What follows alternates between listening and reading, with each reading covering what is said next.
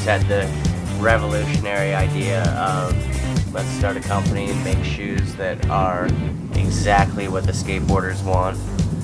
It's basically just an idea to make a better skateboard shoe, and from that, a brand was created. I swear, like even when I was younger, before I even rode for DC, like I skated DCs. You know, everybody thinks it's Danny and Colin. Really, it was Drawers Clothing. Well, DC was founded in 1994. The three people that started DC would be like Danny Way, Colin McKay, and Ken Block.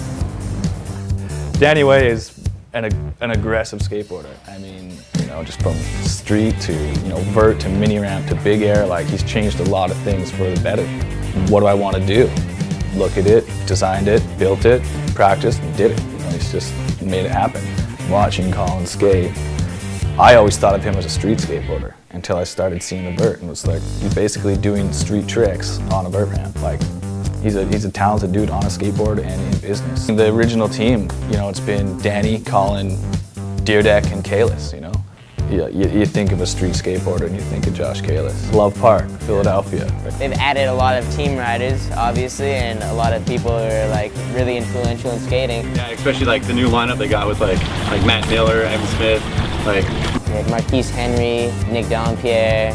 The US team, like the global team, I mean, we have teams all over the world. The thing is, though, is all the guys on our team are so driven and they're so ambitious. Morgan Smith won Battle of the Barracks, so he's the best flat ground dude in the world. Just realized he's on another level completely.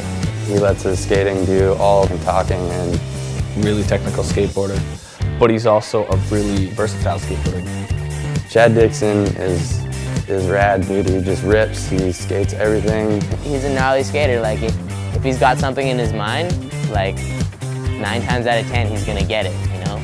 The pop that he has is pretty remarkable. He's got a lot of skill, a lot of talent, and he's just a really positive guy to have around. Mitch Barrett, the warrior. Full-blown character on his skateboard, off his skateboard. He's a good guy to have around on all the trips. He's always got a good attitude. Having Mitch on the team, you know, was a great addition. Ryan Outen brings the session. Switch front board, switch back lifts. Got all that on lock. Mickey Papa is so strategic. Flip, catch, grind, flip, out. Like he's got it down. just everything stored in his head. He just pop up any trick. Like. He's got so much talent. I think he can do like every trick perfect every single time. Bobby DeKaiser, you know, his trick choice is so good, and then just his consistency. He's like just like any other those little like prodigy kids that are coming up, except he's like better.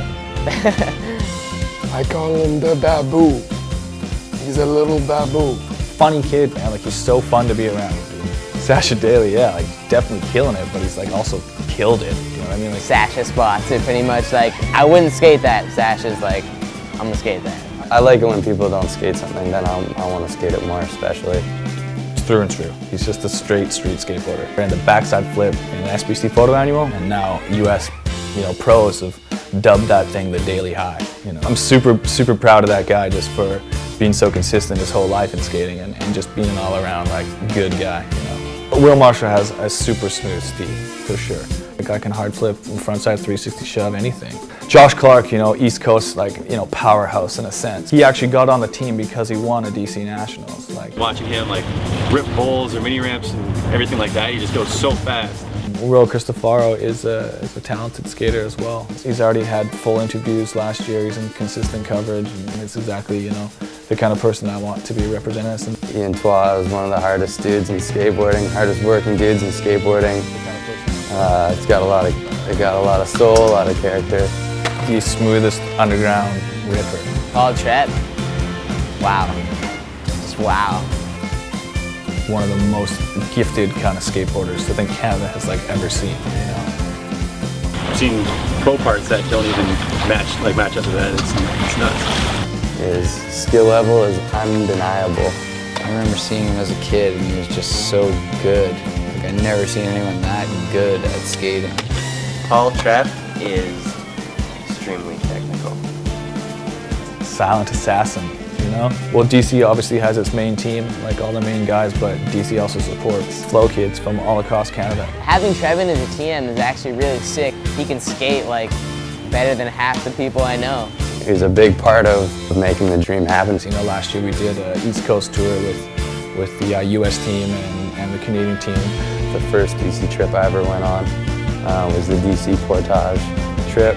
We did a 37-day tour across Canada. That trip for sure put like DC Canada on the map.